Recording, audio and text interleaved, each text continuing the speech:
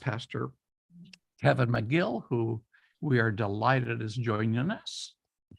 So it's good to see all of you, and we should get underway. First, I'm going to ask Carla to give a prayer to commence the weekend. Okay. Father in heaven, we thank you for the collective wisdom and service of our pastors going back 5 decades almost. And we truly have been blessed by their service, their ministry, their prayers, their concerns with our lives, and the work that they have done since leaving our congregation. Be with us this evening as we collect together our wonderful memories of their service. We ask this in Jesus' name. Amen. All right. So we have pastors from Glendale and from San Luis Obispo and from Bismarck, North Dakota, and from Seattle and from College Place joining us tonight. We're going to do this chronologically. That is, we will start with the earliest pastor, which would be Pastor Rudy Torres, who was here in 1974, and then move on to Pastor Larry Downing, who came in 1980, and Pastor Mark Weir, who was here 89, and then David Wood, 1998, and Andreas Bakai, who came in 2013. And so they have fanned out to other regions of the country in some cases, but we're delighted to see all of you, and our numbers here of participants are growing all the time. So we're delighted to welcome you as well to the pastor's webinar, we call it. We will be hopefully having time for some Q&A. You probably see on your screens a Q&A icon at the bottom. We're not using chat. We are using Q&A. So if you want to post a question, you can post it to Q&A, and we'll hopefully get to that later on in the evening. So I have a list here of all of our Green Lake pastors going back to 1947. And sad to say, many of them are not with us anymore, except in our memories, they are very much alive. I think my first visit to Green Lake, I was maybe 10 years old, and John Robertson was the pastor. I remember that very well. I was sort of awed by the high ceiling and the pipe organ, and this clearly was a church that was taking its work very seriously, and that impressed me as a 10-year-old. And Pastor Robertson gave, I thought it was a very intellectual sermon. So that was in the best traditions of Green Lake, but well, that goes back to over 70 years, frankly. So some of us are still here, and we're delighted to welcome all of you. I see some names here on our screen of participants that I'm particularly delighted to see. I see Kirsten Johnson is on our screen. I was going to say, if this were done right, we would have Dick Johnson doing the interview, Kirsten's father, but he's back east and he might be asleep by now.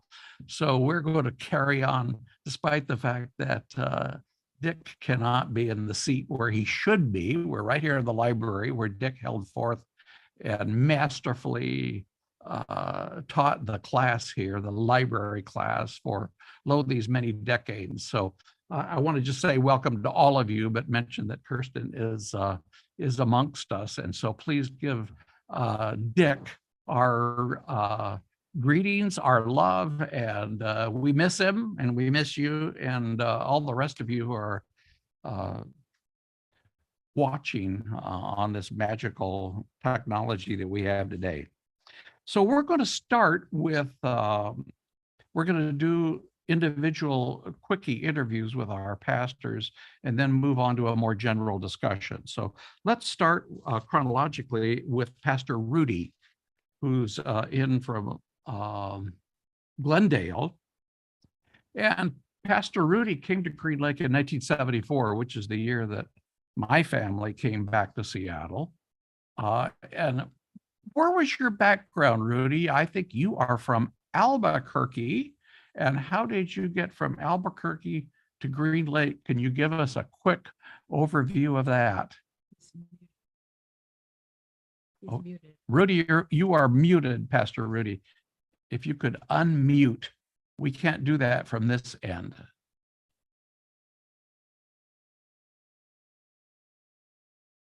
Excellent. I think you are unmuted. Go ahead. No, he's muted. No, he's still muted. It so shows red when he's We'll muted. get there. Now you are. All right. Can you hear Excellent. me now? We can hear you. Excellent. Okay. Well, my story is a long one, and I'll make it very short. In college, I was pre-med and I was also theology. I wanted to go into the ministry, but I didn't get a call to any conference. So I went to medical school, then got drafted into the US Army. And I ended up on the East Coast. And finally, I got a call to ministry, and I pastored a 32-member church in Appalachia. And I can tell 1,000 stories about that experience. They were wonderful people, and they taught me a lot. And then I decided that I needed to get into the ministry, but I didn't know how to do it. So I took a job with insurance company in North America, and I was absolutely miserable because I wanted to become a minister. I didn't want to become a businessman. They wanted to send me to South America to open up new branches, and that just wasn't my calling. To make a longer story shorter, within a week, I had a call to Potomac Conference, and that's how I got into ministry.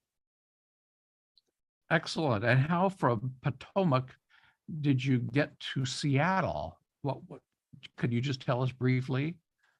Well, in Seattle, in Potomac, I went to Sligo's church as an intern. I was there for 2 years as an intern. I got called to the conference church in Stanton, Virginia, and I was pastoring there for a year when I got a call to Seattle. And I took it. And that's one of the brightest things I've ever done in my life. You, your name is still very much respected and beloved here at Green Lake, Pastor Rudy. Alvin Querum and I did probably 30 interviews with 30 early Green Lakers. And one of the questions we asked almost everybody is, do you remember any sermons as being particularly outstanding or pastors? And your name kept surfacing with so many folks.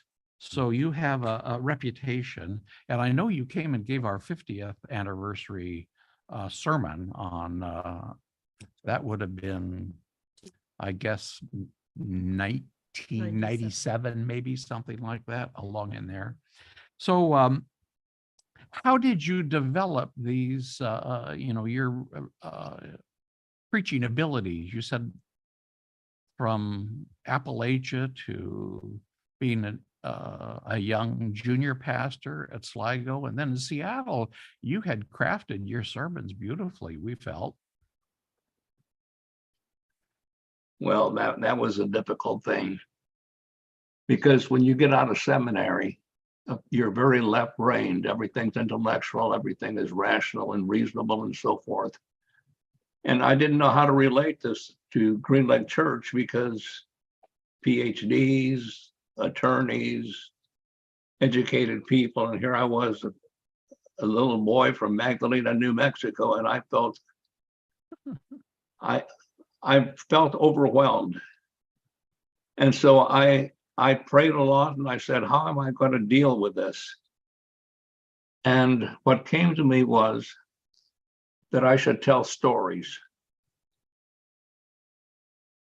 And I think that stories became, my lifelong work, because I noticed that when I preached, the men were going to sleep. The women weren't. Women have a much better connection between left and right brain. They have they're taking notes, and it doesn't matter if it's intellectual, and so I decided, how am I going to keep men awake? And I started experimenting, and as soon as I told the story, the men would come alive.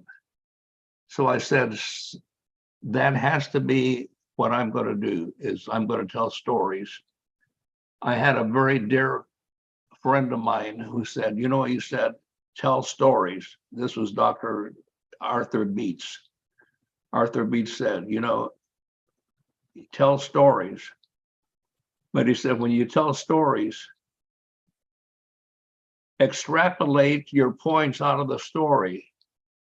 Don't give your points and then illustrate it with a story. And so that's what I did. Well, it worked because you fooled us. We thought you were a pro when you came. So can you recall one or two events or during your pastorate here, which was very successful? It's hard to choose one or two quickies, but if you could, that would be great. Well, I'm going to tell this story. It has to do with Donnell Weber, who was a member of the church way back then. We had the Weber family, very musical family, who played violin, cello, viola, piano. We called them our Bach family. And I remember one night, Dorothy called me and she said, Rudy, I went by Rudy. Nobody ever called me pastor. She said, Donnell has been paralyzed in her right arm for 6 months. We've gone to the University of Washington. We've gone all sorts of, they don't know what the problem is, but she can't move it. She's depressed. She can't play her violin.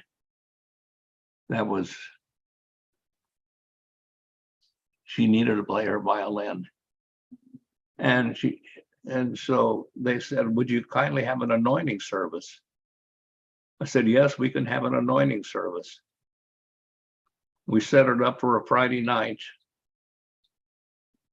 By the way, I talked to Donnell today and asked permission to tell this story, and she gave it to me. She said, delighted to do it. Tell them of my story. Well, she had learned to write with her left hand, but she couldn't play her violin. And she didn't know if she was ever going to play a violin again. And we had an anointing service.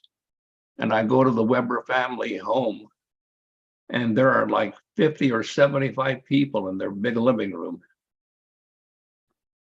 Two people, they had a business, and so two agnostic men were there. They wanted to know if a miracle was going to take place. They wanted to see if, well, they were investigating. Usually when I go to a place like that, I take a vial of oil. It's all very, very aesthetic and beautiful in a nice leather case. I forgot my olive oil. And I said, Dorothy, do you have any olive oil? She said, yes. She came out with a 5-gallon can of olive oil. And everybody is absolutely hee-hawed. That's one of the things I loved about Green Lake Church, the sense of humor. We laughed about all sorts of things and we played together. We had a community. And I said, I think we have enough olive oil.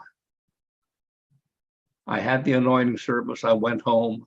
I had a 35-minute drive from their home to my home. When I pulled into the driveway and I went to the door to unlock it, I could hear the phone ringing. And I hurriedly ran in and answered the phone. It was Donnell. She said, you won't believe it, but when you touched the oil to my forehead, I felt an electric shock go up my arm and I can move it. She hadn't used her arm for 6 months. This was Friday night. The next night, Saturday night, she went bowling and used her right arm. And she's been okay ever since. Well, That was one of the highlights I had.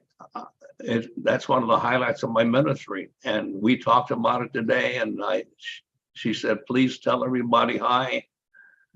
Tell them my story. Well, the way I got connected with Donnell is I went to a symphony orchestra concert at Long Beach. And I was going through all of the names.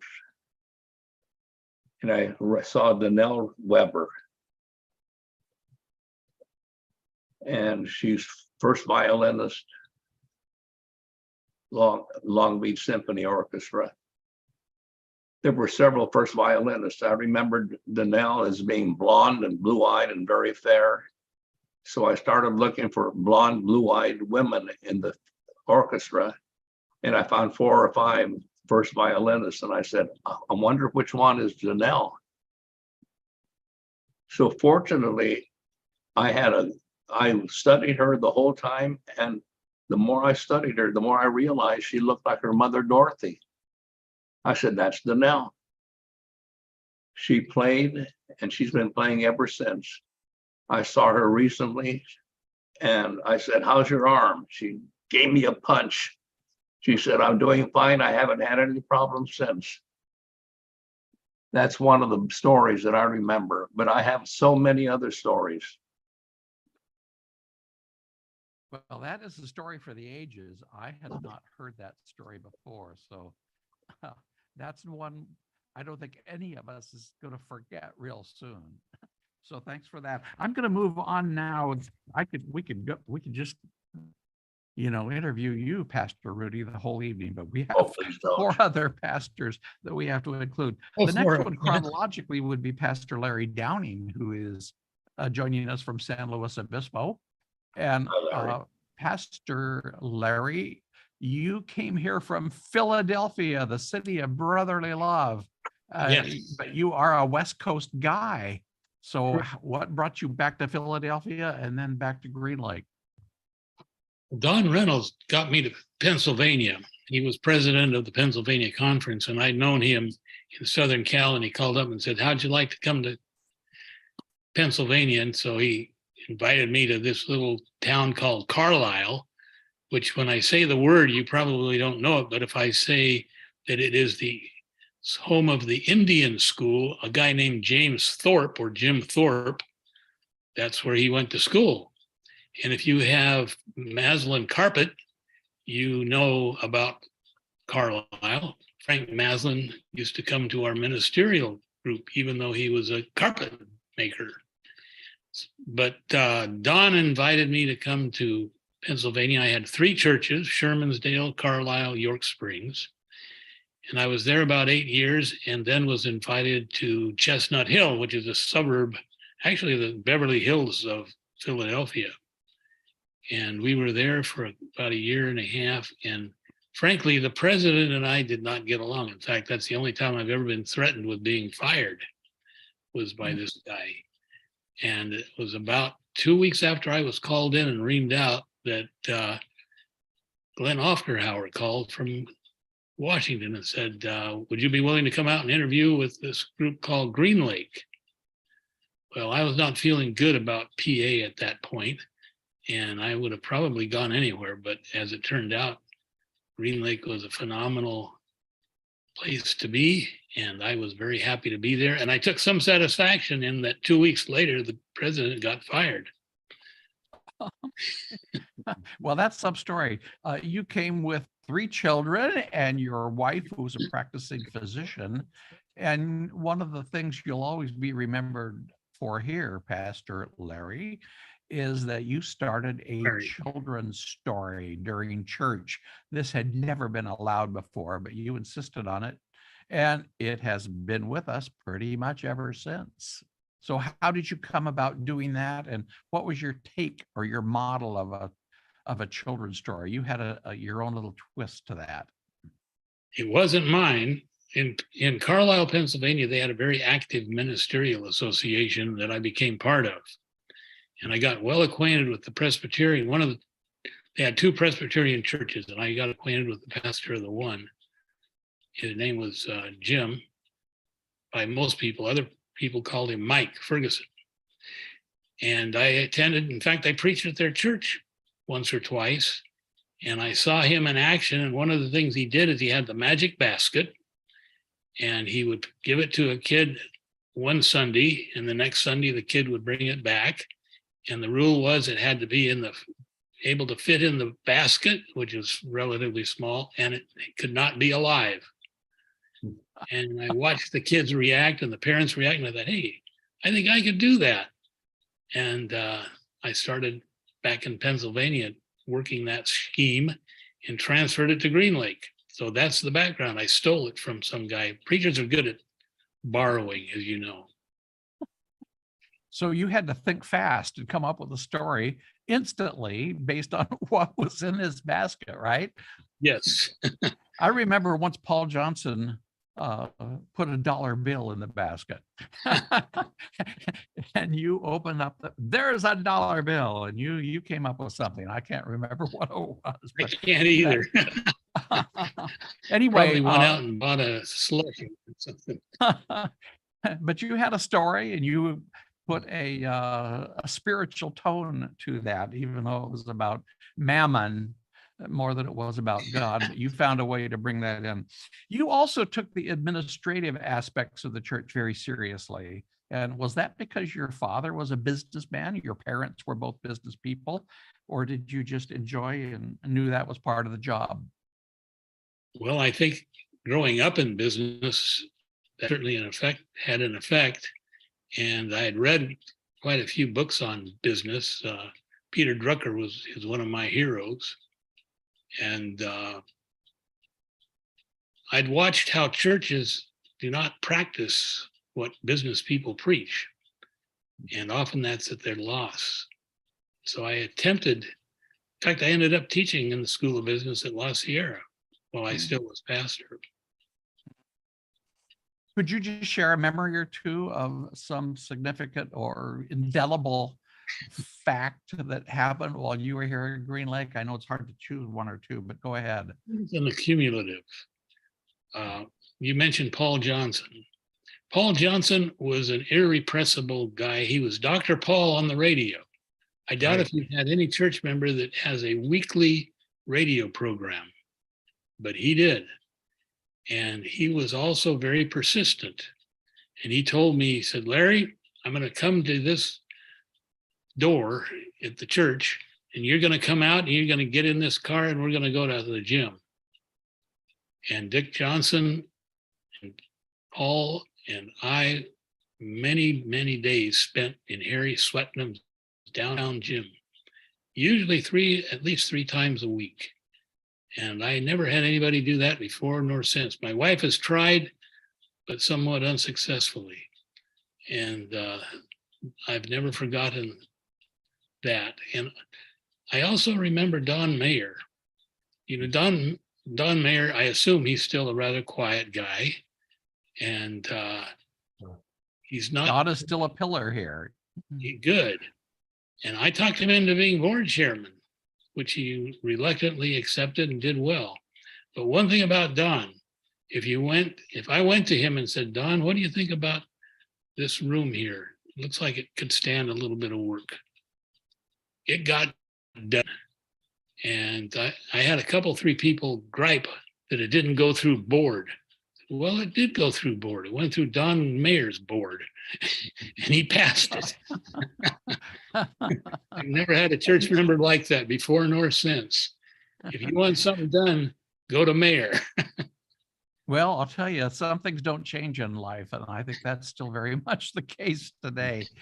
Good. You can count on Don. He's going to be there, and he's got his sleeves rolled up. And we have a lot of Don Mayers at Green Lake, but he would be right at the head of the list, I'm sure. Okay, I'm going to move on now. You know, we have too many things. Go ahead. Yes. What really has stuck with me is that Green Lake, as you know, has some very high-powered people with some very well-known accepted degrees. In fact, I have heard that Lyle Jensen was consideration for a Nobel Prize. I don't know if that's true, but that was in the rumors. But anyway, here you've got these people week by week, and the next row up would be two people who could not read nor write. Mm-hmm. And they stayed together as a group. And as far as I can tell, they respected one another and treated each other civilly. And I don't think many churches have that combination. Well, I sure hope that that's something that's true 75 years from now too, if we're all still here or whoever is here, because there has always been a communal spirit at Green Lake where there has been attempts, I think, by the early founders such as Lyle and Mildred Jensen to reach out and not develop any kind of silly class distinctions or anything like that. We come together as human beings. Anyway, let's move on to, thank you, Larry. Let's move on to Pastor Mark Weir. Pastor Weir is joining us from Bismarck, I believe. Yes. He is a Midwestern cleric, and you came to Green Lake from, I think, the Midwest. Could you please, Pastor Mark, tell us a bit about how you ended up in Seattle and at Green Lake, and you spent a number of years here and then also doing other things for the Washington Conference? We came west for a couple of years, and that ended up being 3 decades. And the reason we ended up in Seattle, I attribute 100% to Clarence Gruspek. He had been one of the faculty members when I was at the seminary. And as sometimes this happens, things don't always go as we would wish in life. And when I was at the seminary, Clarence kept getting me interviews with other conferences than the one I was sponsored by. He knew things I didn't know. And then a couple of years later, I called him up for some advice saying, Clarence, what should I do? He'd gone back in the pastoral ministry. And he said, how about coming out here and joining me? And the rest is history. So I'm very thankful for Clarence opening the door to come and work with him for almost 5 years. So that's a real highlight. And I have a lot of appreciation for a good and godly man. Yeah. And you taught Bible at Auburn Academy for 10 years? Yes, I did. Something like that. What was that experience like? When I went into that, when I'd been pastoring, many church members said I should be a teacher. In the back of my mind, there's this, well, those who can do and those who can't teach. But members, you preach like you would teach. And then when I was teaching, it's like, well, this is my church, so to speak. And so I had sophomores for 10 years. That was my church. Faith formation in the lives of kids at that decision point, as well as serving as chaplain at Auburn Academy for 10 years. So I've experienced both sides, pastoral ministry, educational ministry. They've both been both been good. That's for sure. Can you give us 1 or 2 memories from your Green Lake years? I know it's hard to choose that. Oh man, yeah.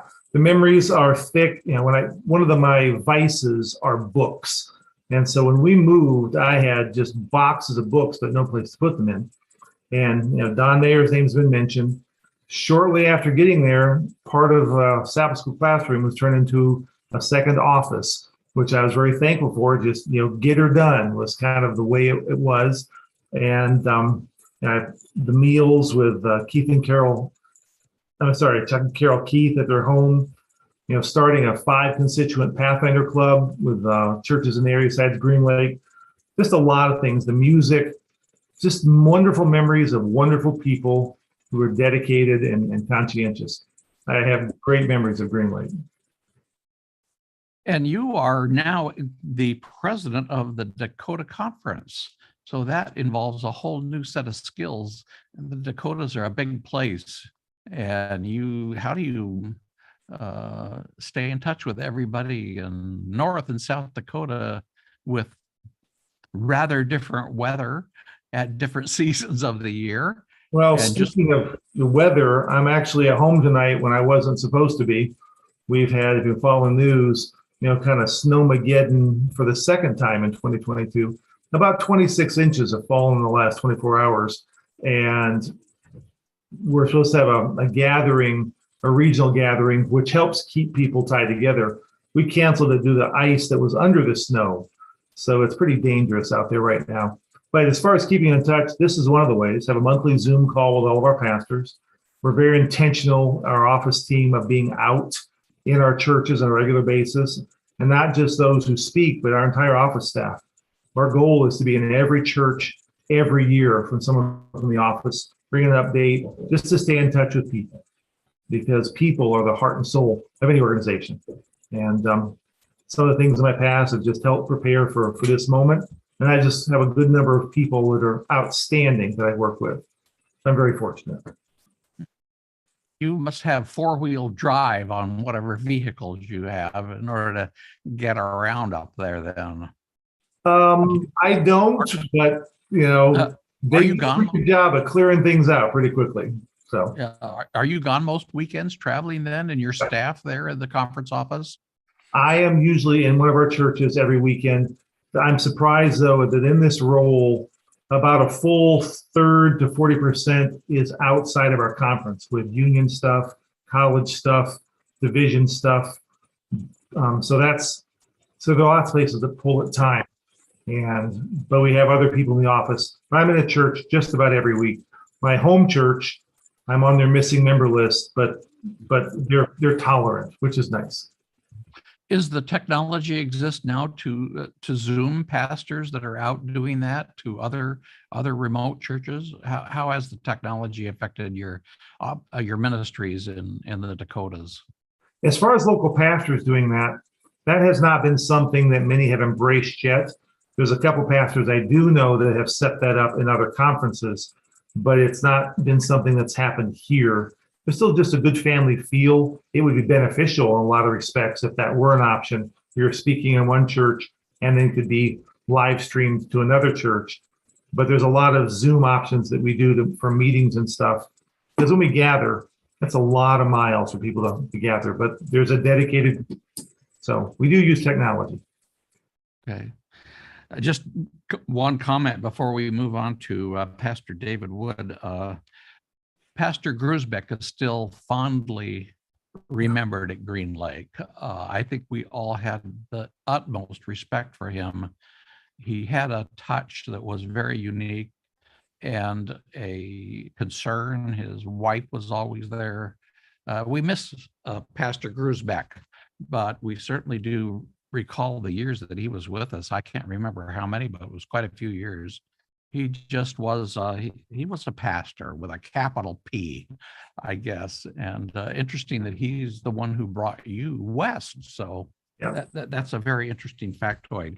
Okay, I'm going to move on to Pastor Wood, Pastor David, who has the distinction of being the longest serving Green Lake pastor, who came here in 1998, and was here for over 10 years.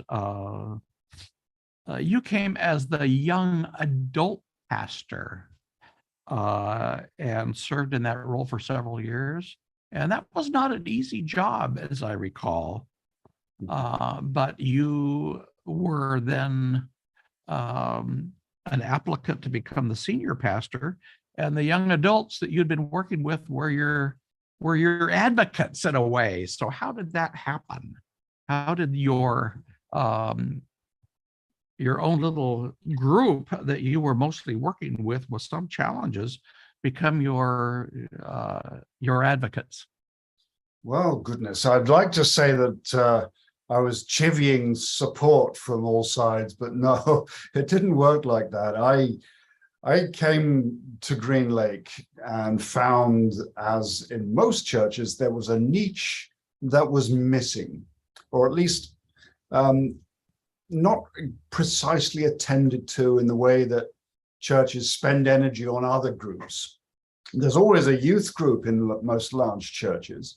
And at Green Lake, there was a flourishing program. Janice Stern and others were doing just a fabulous job with the youth. So I didn't need to touch the youth program whatsoever. It was all in perfectly good hands. But with the young adults, there was something to be said for finding a way to listen to them. And churches usually have a tried and trusted model of how to do church. And so it's a plug and play scenario in most churches where they just try to fit young adults, these are people from 18 to 35, into the program. But in Seattle, there's this gorgeous scenario where kids from all over the country show up to be part of the ongoing educational program and to join the hub of schools in the area. And so to access them and then to let them come to us and to let them actually teach us things that we're unfamiliar with was a really wonderful experience. And it was not as if I instigated that approach. The whole church did.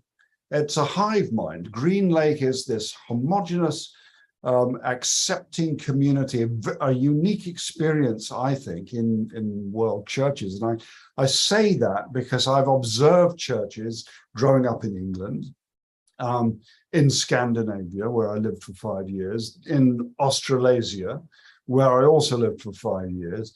And then in the US, I pastored in California, and I was in Michigan, and I was back to Southern California, and then up to Green Lake. And in all the different settings that I've had the good fortune to observe, Green Lake does things differently. It takes on board whoever shows up through the door, welcomes them into this safe space, and listens to who they are. And so I found that the congregation was just being triggered with new possibilities by the energy of the new people that we bring through the door. And so in those first early years, we ended up having 3 different groups of young adults in discussion groups on a Sabbath morning. And these would be groups who would have different perspectives. And so there would be a left of center group, and a more traditionalist group, and a group that was interested in families or whatever. And it was just a remarkable experience. And so all I can say is that the impetus of the community itself was one that organically grew out of this nexus of energy with all these young adults. And it was just marvelous to see, to help facilitate, to help enable young adults to be who they are and to find a niche for themselves in church life. Yeah, beautifully said. If we had a list of all of the graduate students and college students that came through the doors of Green Lake going back 75 years, that would be some list.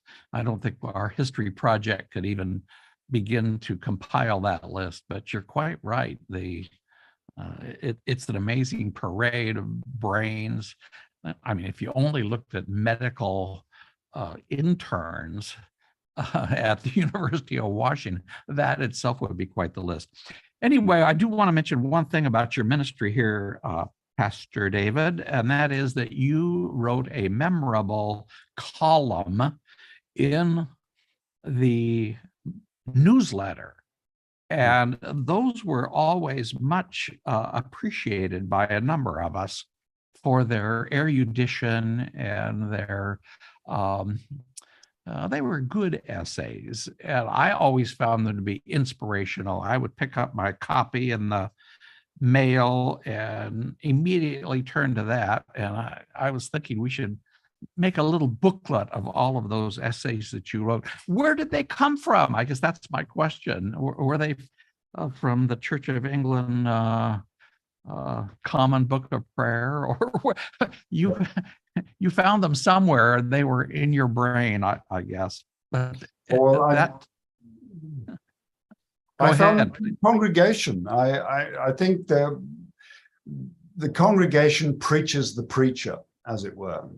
And I've just immersed myself in seeing all the wonderful, vibrant people and personalities in the congregation, and the stories and the material just emerged from what people were feeling, and there's a kind of spiritual DNA at Green Lake that's unique. It's a way of saying that the church is an umbrella under which different groups can shelter. And so there's always this healthy dialogue and always a variety of perspectives. And the church was brilliant at forming committees, a labyrinthine system of committees that enabled every voice to be a participant. And so there would be people from different walks of life and different spiritual perspectives, but the nominating committee had the genius to balance everything out so that no committee was lopsided or would champion a particular cause to the detriment of anybody else. It was always a beautifully, exquisitely balanced affair. And people like Carolyn Lacey were just masterful at developing this system of balance. And Claire Neram and Rona Quirum and people like that were just instrumental in enabling all these different sorts of skills and voices to be heard. And so it's easy to write in a situation like that, where you're surrounded by people that constantly provide you with narrative.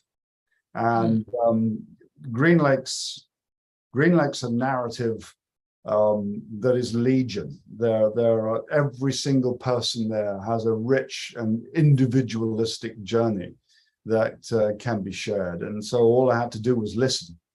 And that's what happened.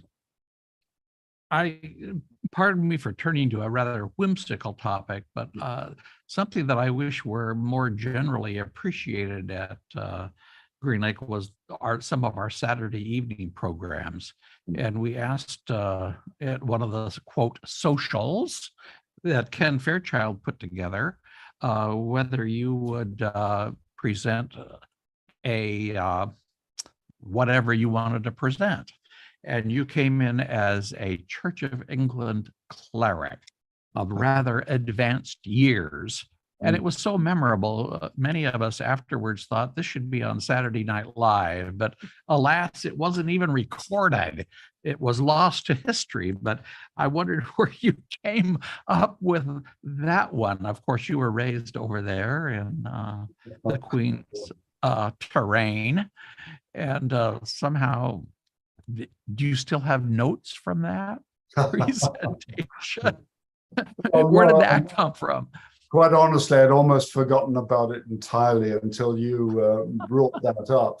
But I guess I come from a family that has some powerful religious roots. On my father's side, he was a Welshman from the valleys. And so there was the Methodist chapel tradition there that was kind of a bit, well, non-conformist is what they say over there. And then on my mother's side, she's directly descended from William Booth, who created the Salvation Army. And he was also, of course, very non-conformist. And by that, I mean low church rather than high church. And that's an expression of saying that, in Britain, the Church of England is actually headed up by the monarch. So King Charles III is now technically still obviously there's Archbishop of Canterbury, but King Charles III plays some sort of figurative role in the Church of England, which is rather a strange scenario, and obviously the product of Henry VIII's rise to power and his dissolution of the monasteries and all that stuff that many of you will know. But so in England, there's always this tension between the establishment and then people who want to work on behalf of the underprivileged masses.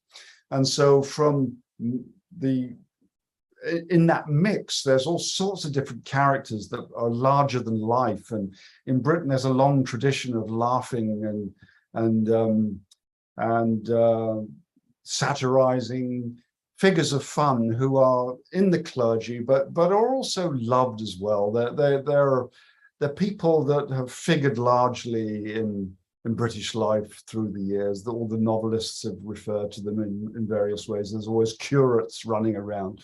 So I actually managed to find the teeth that I used that night, and I had there, and I could put on these glasses and say, "Hello, Vickers, how are you this evening?" Anyway,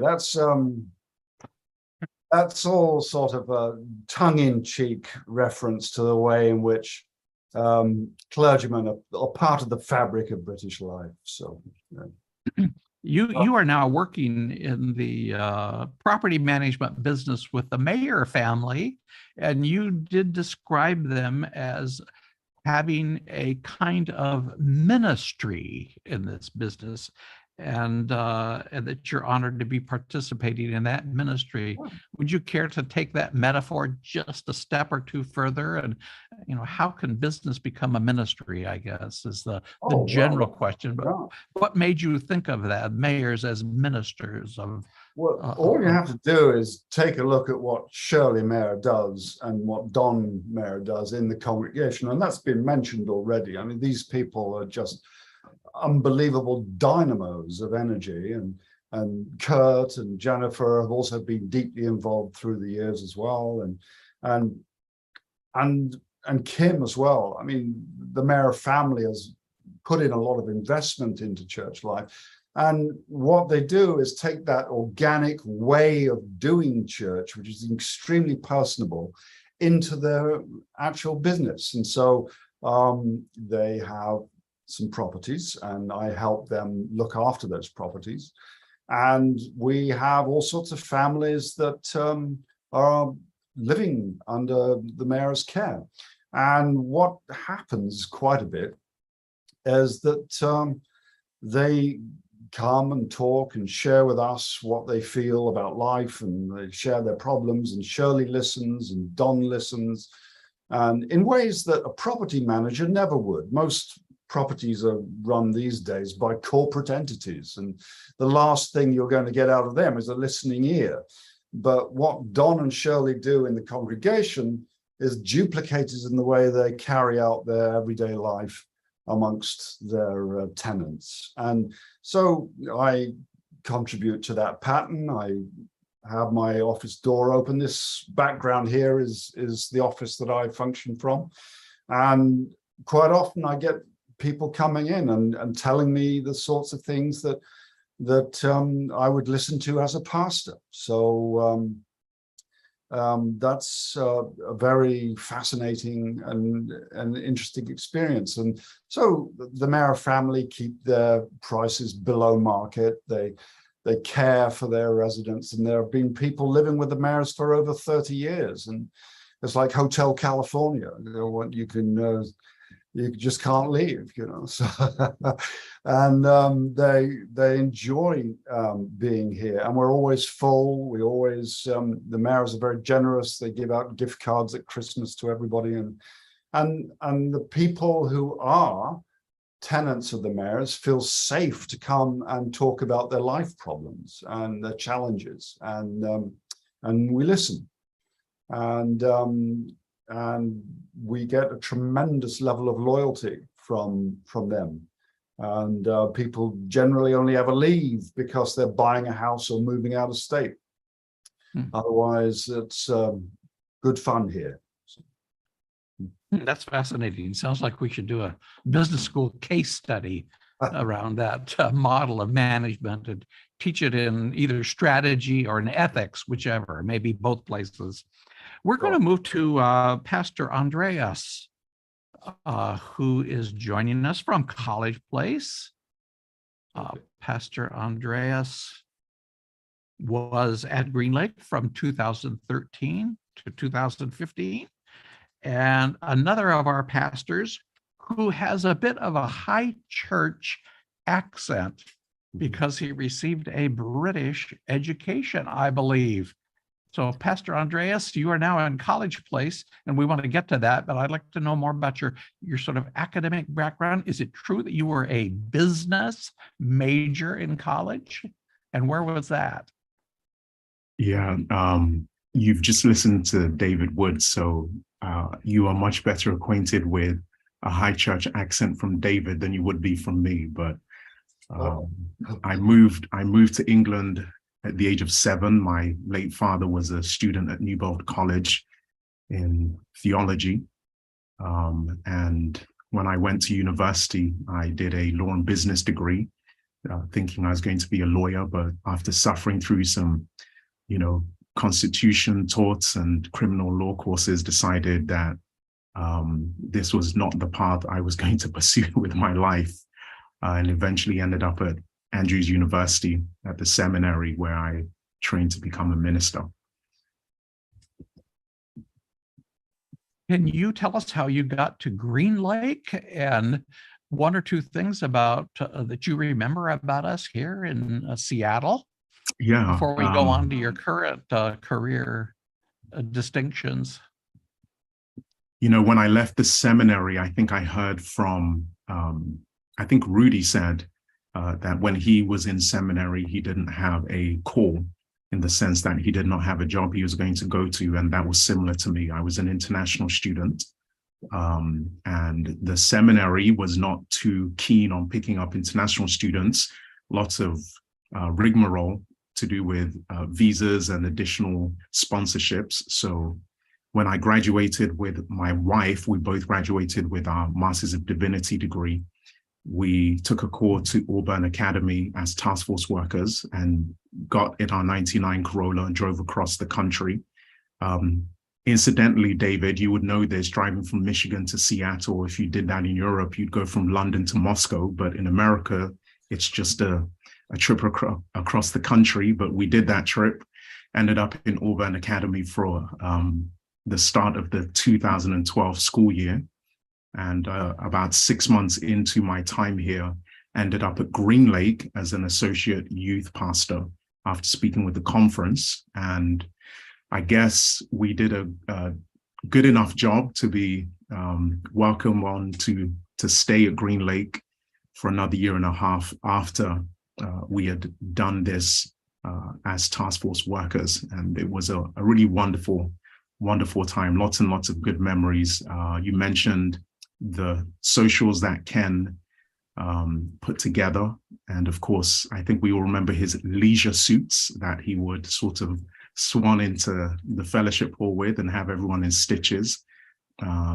He also was a little bit of a dictator as we played softball, barking out instructions to us as we played in Laurelhurst. But they were good memories, nevertheless. Also remember good times doing hikes and bike rides and ice cream feeds and just many other good things at Green Lake. So yeah, very, very fond memories. The first place I was able to be a pastor and a minister, and I could have asked for a better place at Green Lake. So Pastor John McClarty was your mentor in a sense. Not in a sense, he was. And he was, and you were 2 years working with John McClarty before moving on to your current job.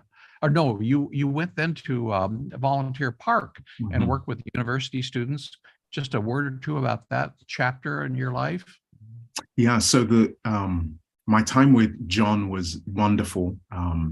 John taught me how to be a pastor, how to see people, not as problems to be solved, but as people to be loved. And I hope that sticks with me for the rest of my life, regardless of my profession.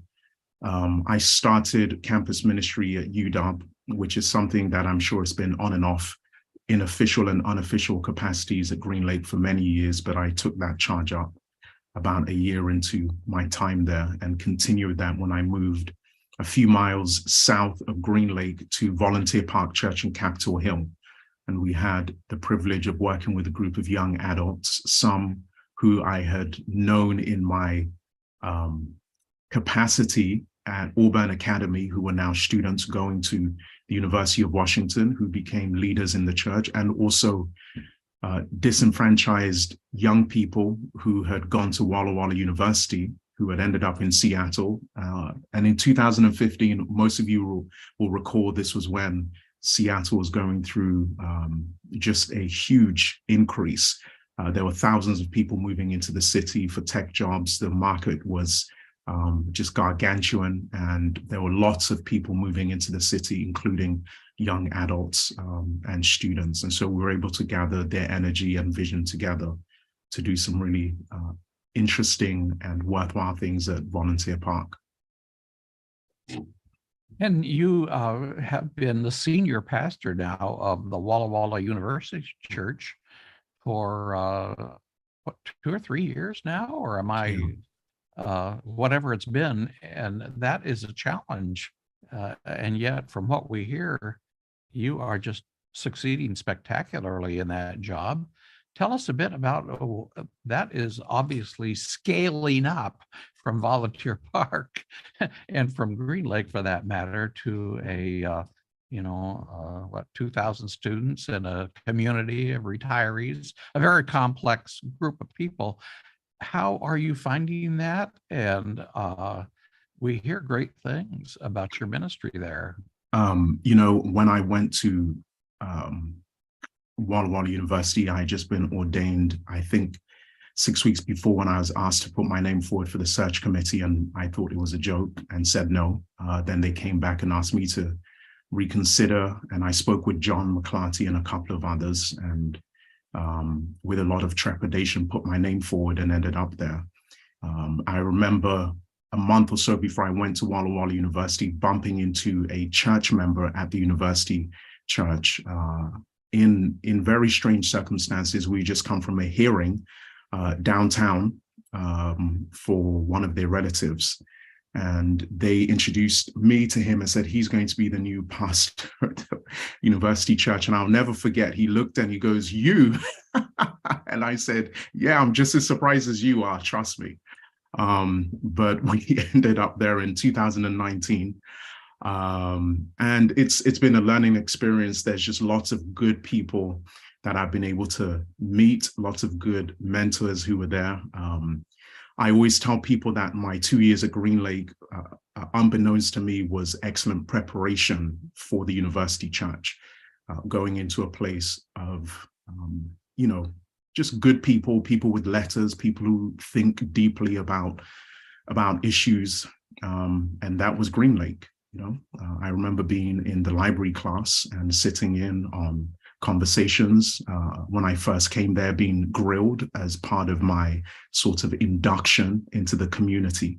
And so going to the university church at Walla Walla did not feel as intimidating as it would have had I not been at Green Lake. Appreciate the broad experience and exposure I had to, good music, broad thinking, just deep community. I think all of it was preparatory for my time at the university church. So I've enjoyed it and, try and serve as best as I can. You connected with the young group here at Green Lake. There's no question about that. And people still talk about you as being one of our cool pastors. So my question is, what does it take to be cool? We've always wondered that. I've always wondered that. Do you have any secrets for us? We have a large group that's tuned in, and they'll be taking notes. My wife isn't here, but anything good, I would say she is the cause of it. We also she was pregnant when we came to Green Lake, and we had our first child, our only child, while we're at Green Lake. And of course, having a baby just makes life just easy, just makes it much easier for you as a pastor. It covers a multitude of sins. So I think having a young child can help you be cool. And like everything else I've heard from the other pastors, just spending time with people. I think if people know that you care about them and you want the best for them, that usually help them feel good about you.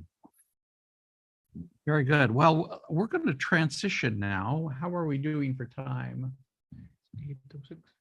Okay, we're going to transition now to a more general discussion, and people could submit Q&A online if you would like to, but I do have a couple of questions that I want to ask.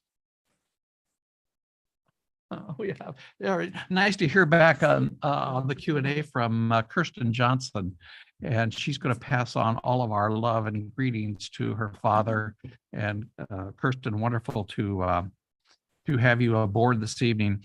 The question I want to ask the group, all five of you, and you can just chime in. This is totally non-orchestrated, but some of you have spoken to this just a little bit. But what did Green Lake do to you? I hope we didn't beat you up too bad.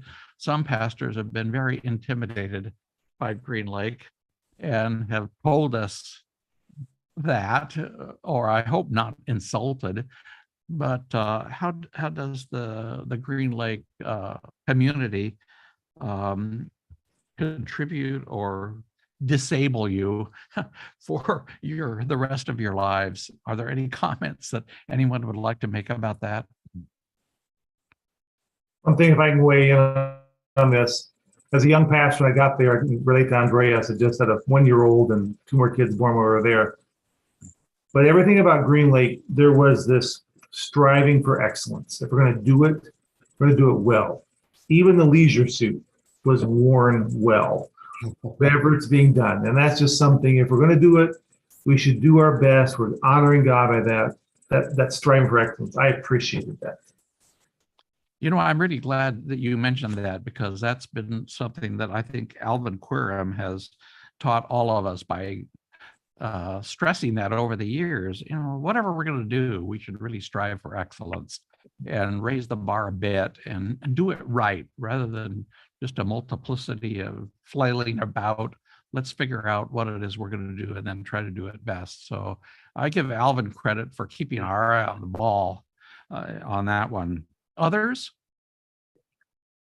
Yeah, I'd like to speak to that. Are you hearing me? Please, Pastor Rudy, go ahead. Okay, you know, the one thing about Green Lake Church is it was inclusive, non-judgmental, and everybody was accepted regardless of who they were. And what helped me a great deal is we had several gay members. And the church embraced those gay members, and I became comfortable with gay members. And so now I go from Green Lake to Glendale City Church. When I get to Glendale City Church, there are 30 young gay members. A very conservative Bible worker had brought them all into the church. She didn't understand that, she didn't know that any of them were gay. So when they got in trouble or needed pastoral counseling, they would come to me. And we started a ministry for gays there. That church became known as the place that would, and the only church in the entire area that would do AIDS funerals. And I became very, I did AIDS funerals. People would come out of Walla Walla College or out of Andrews University, send their sons to, they didn't want anybody to know they were gay. This was the 1980s. And so one of my great stories is there was a young man who was coming. His name was Carlos Martinez, and he was charismatic. He was just the life of the party. Everybody loved him. He was gay, and nobody knew he was dying of AIDS. I did. So one day we're having a Bible study in. I used to have a firm study for women on Wednesday morning at 10 o'clock. And there were 25 or 30 women, all over 75. And the only male besides me that came was Carlos Martinez. And they loved him. I'll never remember. This is one of the poignant times of my ministry. One woman was there, she was weeping. I had just had a funeral for her son, who was a PhD from Stanford, and he had died of cirrhosis of the liver. And she said, I used to beat him as a child. It's my fault. Can God forgive me? Carlos looked at me and he said, Pastor, shall I? And I knew what he was going to do. I said, let the Spirit guide you, Carlos. And I just lowered my head. He says, I'm gay. I'm dying of AIDS, and I got AIDS in the lifestyle of Bollywood. I've had hundreds of lovers.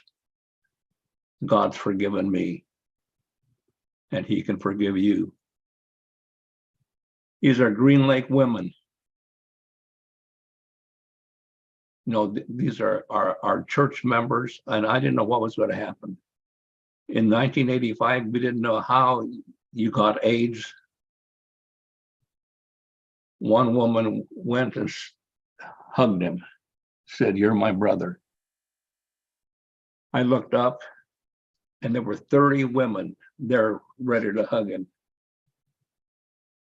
I would have never been in that situation except for what I learned at Glendale at Green Lake Church. I'm dying of AIDS. This went through the entire church. Carlos is dying of AIDS. We love him. He's dying of AIDS. He goes into an AIDS ward in Hollywood, and there were 50 or 60 church members that would just visit him round the clock. And one day I go in there, and the head nurse calls me over there and says, "Who are you?" I said, "We're the Glendale City Seventh-day Adventist Church." She says, "Let me show you somebody." Took me to a room, dark. This person has been here 40 days, not one church, not one visitor. Took me to another place, and another place, and another place. Said, "Who are you anyway?" "We are Seventh-day Adventists, and he's one of ours." Well, on his dying bed, Carlos came to me and he said, he said, "I'm going to be dead and I won't be able to give a monthly offering to the church. That's my greatest fear and my greatest sorrow. I'm going to leave you $4,000. And with that $4,000, I want you to invest it so that I can continue to support the church, even though I'm dead." I went to the board and I said, "We need to invest this money." We decided to start an endowment. That endowment is worth now $2.7 million. It gives the Glendale City Church $280,000 a year for ministry. And I learned that at Green Lake.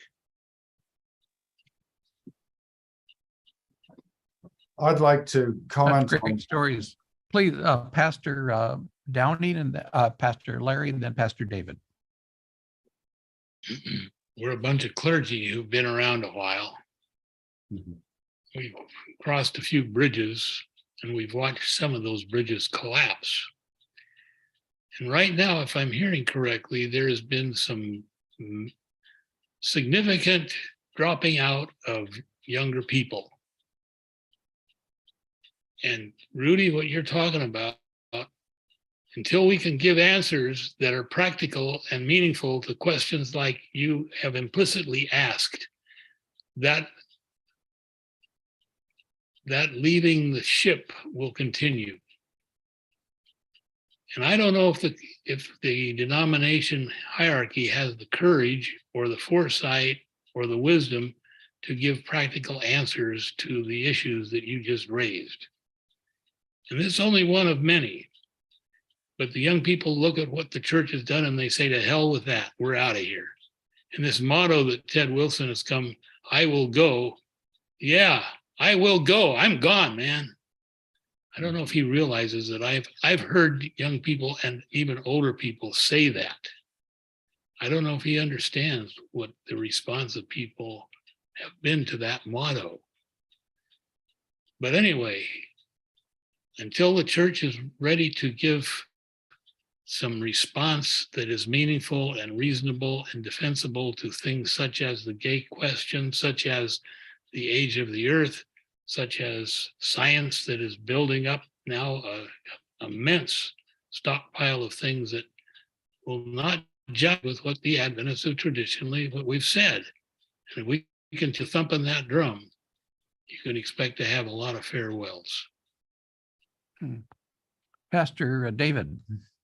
yeah, so I just have to say to Pastor Rudy there that I know for a certainty that what he's experience down at Glendale City is absolutely true, and he's revered there to this day.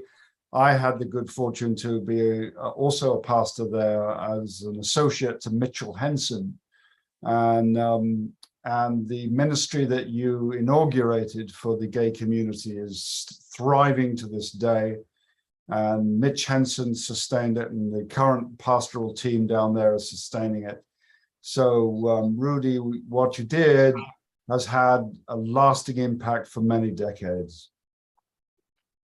And I came from Glendale City to Green Lake, so there's actually those two churches cross-pollinate very well, both in mentality and in attitude to embracing change. And Larry, what you were saying, I mean, is absolutely right.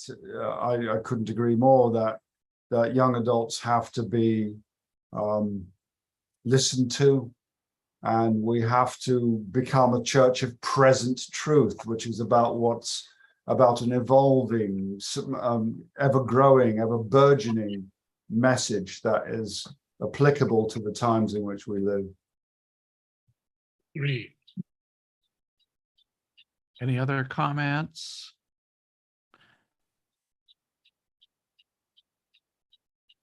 Let me give a question here that has come in the History Project interviews that we mentioned earlier. One of the goals was to learn from the past so that we could sustain that ethos for the future. What thoughts would share and how one ensures that spirit is maintained in the future? That's a question from Alvin Quirum. Any comments about the question that Alvin has asked about how do we not just cherish our past, but use that to embrace our future?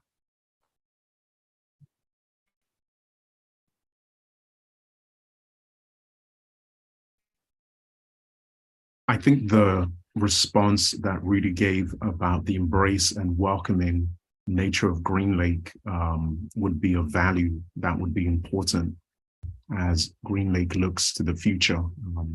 So much has changed. You know, we look at post-COVID as everybody tries to figure out what it means to be in church. And we spoke about the great,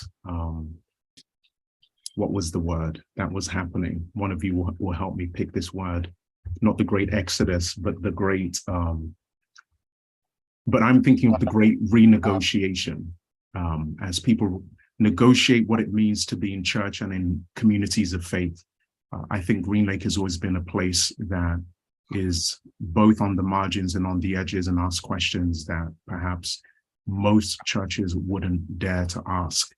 And I think in asking those questions and having a value to be a place of open inquiry and being a place that is open to new possibilities, Green Lake can have an edge in figuring out what the future ought to look like. Compared to others who aren't willing to ask those difficult questions. Along those same lines, a question that has been submitted by Katrina is that she has heard for a very long time that Green Lake has this reputation of being an outlier church in the conference. Is that a reputation that you sensed when you were pastoring here? And is that an intimidating kind of environment to walk into, that you're going to go to the outlying church who maybe is way over to one side or all over the place or whatever? I'd like to address that. Please. When I went to Green Lake in, I think it was in '74, I noticed when I went to workers' meetings with other pastors that they made fun of me because I pastored the Green Lake Church, and the Green Lake Church had this terrible reputation. Well, I learned something from Green Lake. Green Lake never defended itself, never tried to argue. Green Lake was just who Green Lake was: secure, So I decided, I'm not going to defend myself. I'm just going to say, yes, I'm pastor of the Green Lake Church. And one day we were at a workers' meeting. There were probably 25 or 30 ministers, and they started kind of pelting me. You belong to Green Lake Church, and that's a renegade church. It's not an Adventist church. And then 10 minutes later, they started talking about something else. There was a movie that came on, and this movie was, a terrible movie by all reputations, and they were criticizing the movie. And so I said, I don't think that's a bad movie at all. I have another point of view. I said, we showed that movie at Sabbath School at Green Lake Church, and we all loved it. And everybody just hee-hawed for 10 minutes. They couldn't get over that. And I learned that from the members of Green Lake Church. They weren't defensive.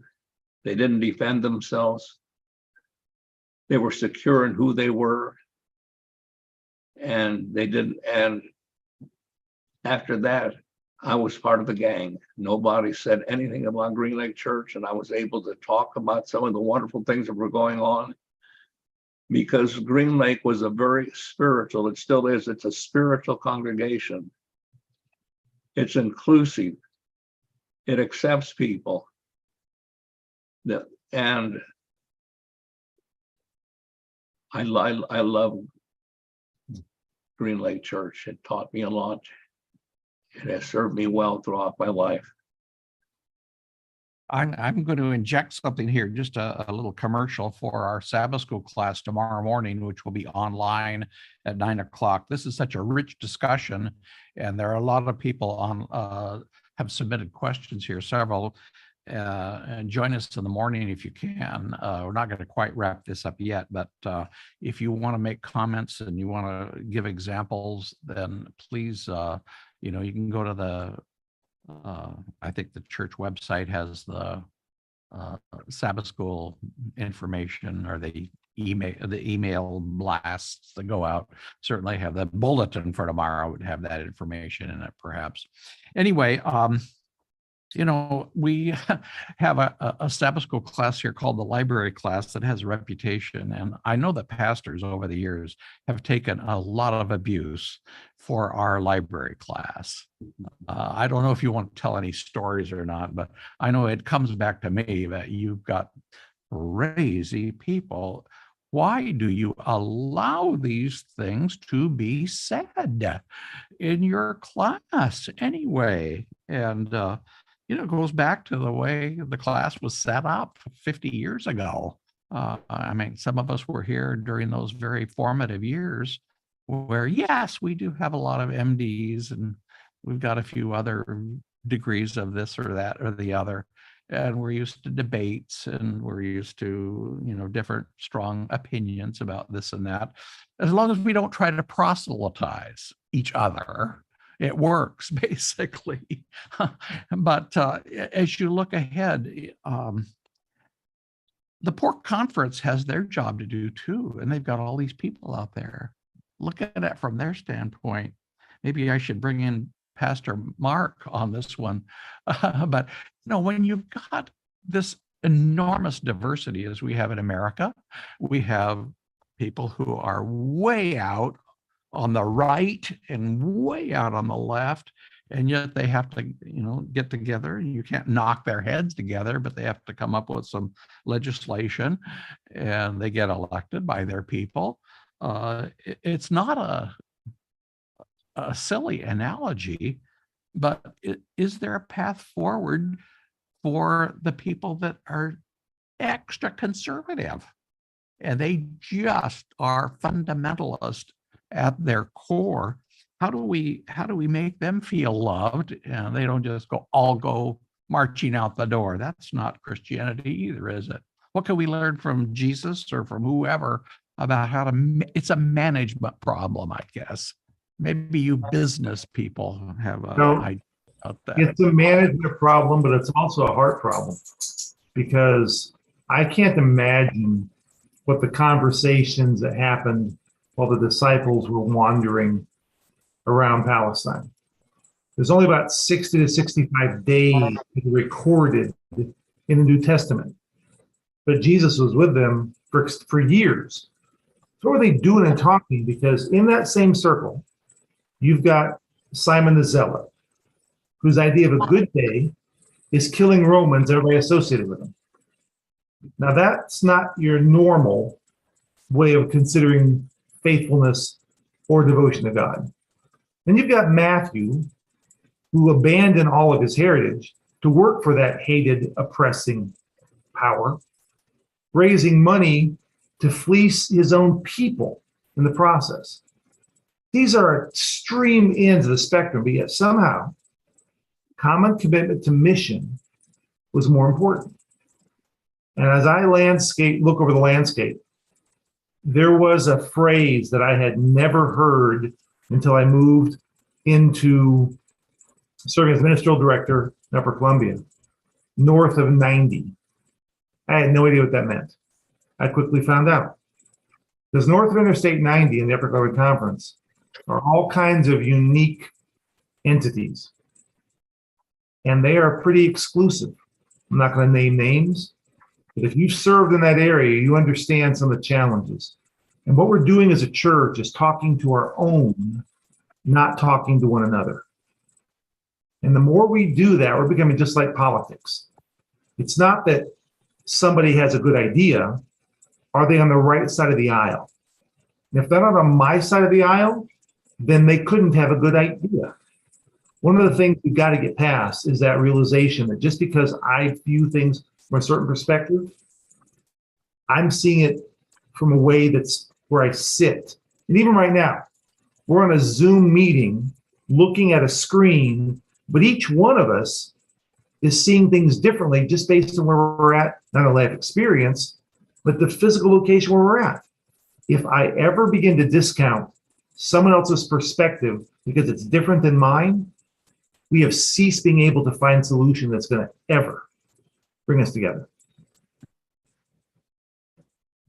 Okay, lots of good comments.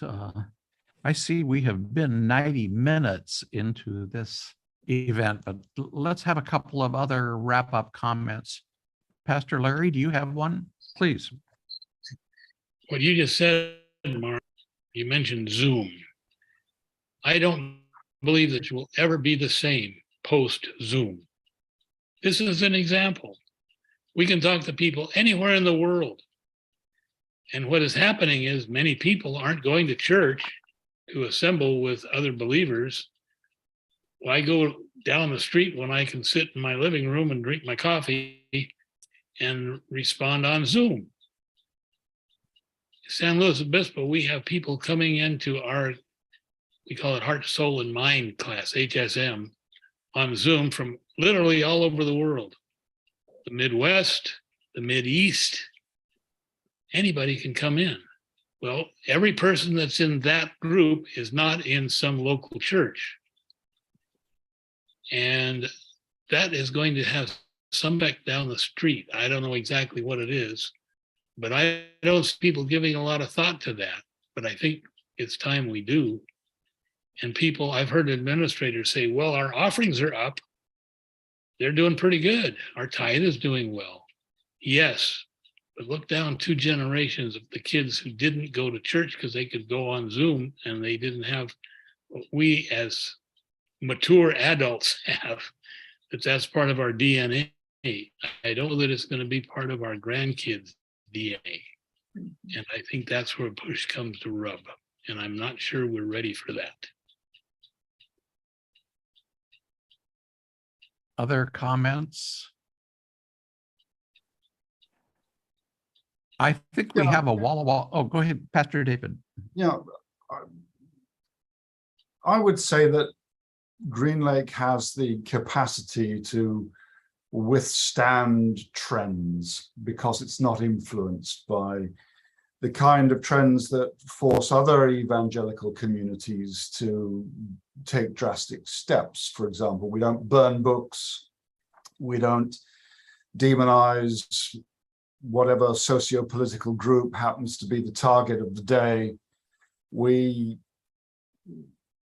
allow for every voice to be heard, and that's that deep tradition that Green Lake is safe space for everyone walking through the door. And I believe that the baton has been handed on faithfully and meaningfully through every pastoral phase in Green Lake's history, and continues to be done very well today. Everything I'm hearing is that Pastor Kevin, who is the current pastor, is doing a superb job, and that it becomes a vital ingredient within the denomination for an opportunity for voices to actually be heard and for things to be questioned in safety. If everything's homogenous, if we have monoculture, then we endanger the very land upon which we grow. So there's no mileage in monoculture. It's true in agriculture and it's true in church life. There has to be an opportunity for every voice to safely sit and speak and to become the salt of the earth, really. And I think that, you know, we've all got, I'm not currently pastoring, but we've all got a responsibility. Every church has a responsibility. Every member has a responsibility. Every spiritual person in the world has a responsibility to try and shift the current that's out there in society at large, which is increasingly, as you say, hostile, increasingly prone to making value judgments that are way off the deep end. We've got to restore a sense of value and virtue and reverence for what it means to be human beings. And it's easy to worship God, but it seems that the evangelical community at large, at least in some sections of it, has forgotten that in order to love God, we must also love each other. And there's just there is an absolute meltdown of reliability in a group that cannot express and embrace for the wider community, and it's almost an epistemological meltdown when lies are the currency that people tend to use, and when people go on Twitter and make all sorts of comments that should never be uttered by anyone at all if they're going to be public leaders. But this is what's happening, and religious leaders are doing the same thing. They're jumping on that bandwagon of feeling entitled to belittle opponents, and so we have a responsibility to try to be that centering place where everyone can be heard, and it's yeah. I mean, what Pastor Mark was saying about the 12 disciples is absolutely right. That it's a microcosm of what we need to do on a grand scale, and it's easy for me to say because I'm not pastoring. So the rest of you have a much more important thing to do. But you know, Andreas, you've got a whole army of students there who are listening to you every week, and the weight of expectation upon you is something it's a wonderful thing, and I'd like to just hold you up as you take on that challenge, because you're the one that's trying to find the right tone, trying to give them the right encouragement to be progressive, to face contemporary challenges, and at the same time have reverence for our heritage, but even more reverence for where we're all going and for the people that we encounter. So anyway, I'm waffling. So Well, I would say that certainly some of the activities that Pastor Andrea started here at Green Lake are flourishing today. And I know others of you were involved with that as well. But here is Pastor Kevin, our current pastor. Maybe you could say a word about just the exciting things that are happening at our Meridian House, which is right. We have a group of students that come in and they have Bible studies and they have social activities, they have meals. Give us an update, Kevin. Yeah, well, first of all, I just want to say it's really exciting to see all of the previous pastors here at Green Lake. And as you've talked, I resonate again deeply. You are my people. This is my church. And especially with what you were saying, Rudy, and the testimony of your gay friend there at Glendale and how the church came around and supported, I so deeply resonate with that too. There's some things that you just know in your being are true. And when you have interactions with people this way, it gives you the courage to speak up for them. And I'm thankful that Green Lake has had that as a guiding light and mission statement. And something that I'm utterly convinced of is we need to be curious, more curious than judgmental. And I'm thankful that Green Lake has had that as an emphasis. So right now, just as Ken mentioned, going out of COVID, we have the opportunity to build up some of our ministries that have been an emphasis point with the houses that we have here that we've been invested in. And it's just picked up again. And we have people that have come to Adventism for the first time, coming to the church, being welcomed, wanting to get baptized, coming from the questions that they have, and it's rich and it's inspiring. It's what I think just gives me passion to want to go on as people are hungry and you see, no, like the depths of the Bible and the principles that come with it that speak to a path of peace, of patience, of joy, as opposed to the chaos that so often exists in the world. We have an opportunity to come around and surround people with this. And in that way, it's really meaningful work. And David, you said like you're no longer a pastor, but in many ways, as we've already mentioned, you are. I think you even do funerals for people that come in contact there with the mayor ministry, and it's really active and rich. But I'm thankful to be part of Green Lake, and it was really meaningful for me to hear the previous pastors. And yeah, like I said, you are my people, and it was rich to be able to listen to this tonight. All right. So there's lots of things going on at Green Lake. It's exciting. It's not dying by any means. It's we're always out there on the hustings. I do have a note here that I would like to read to the group from Kirsten Johnson. Kirsten says, thank you. So glad that you enjoyed the film. She's director of producer of all kinds of interesting films, including one about Dick Johnson is Dead, which was filmed right here at Green Lake. All credit to my dad needs to be shared with our mom, Katie Jo. Dad is currently living in the auxiliary house, a dementia care facility in Bethesda, Maryland, near Kirk. If anyone wants to call him there, you can dial the reception and ask for him from 10 to 12 a.m. in the morning and 2 to 5 in the afternoon, Eastern Standard Time. And the number there is 301-530-1633. So I pass along that word, and it's wonderful to hear from you, Kirsten, and from the Johnson families. Well, I think we need to wrap this up because we are going to all be here with bells on in the morning at 9 o'clock. So that means we need a little sleep. I want to thank all of you for showing up, not only our pastors, but our participants and viewers. It's wonderful to see such a good turnout. I must say you exceeded my expectations.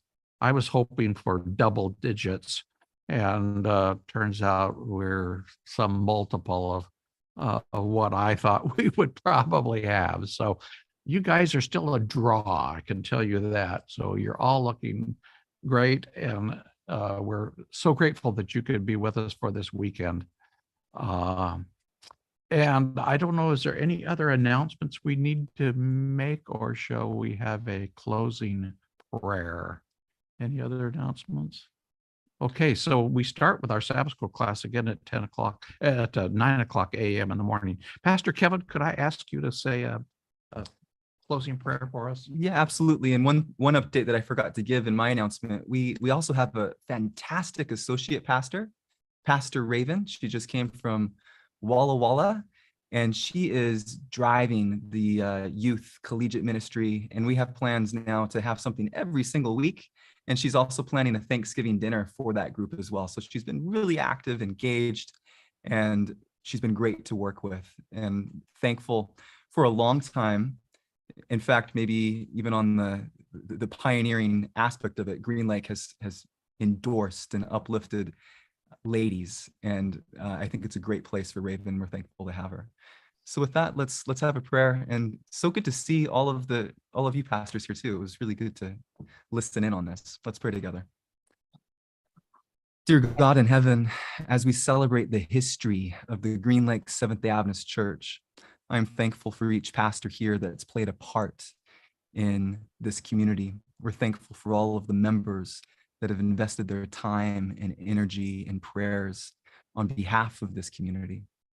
And I pray that this weekend, that those that are engaging and coming into church can be reminded of the mission and the purpose. And I think Green Lake is unique in the sense that we are a place for all people. It's the call that you have as us, as disciples, that the world will know us because of our love for one another. May that be strengthened, and may it spread. May we be a light to our communities and also to the conference as we work together for your cause. Be with us now, and we pray this, Jesus, in your name. Amen. Amen. Okay, thank you all so much, and Thank you, hope to Brian. see some of you. You can tell your stories tomorrow morning. Larry might have had one more Good. thought. Larry, did you have a comment? Oh, no. He's fine. Okay. Okay, thank you all. Good night. You know, Good night. Mhm.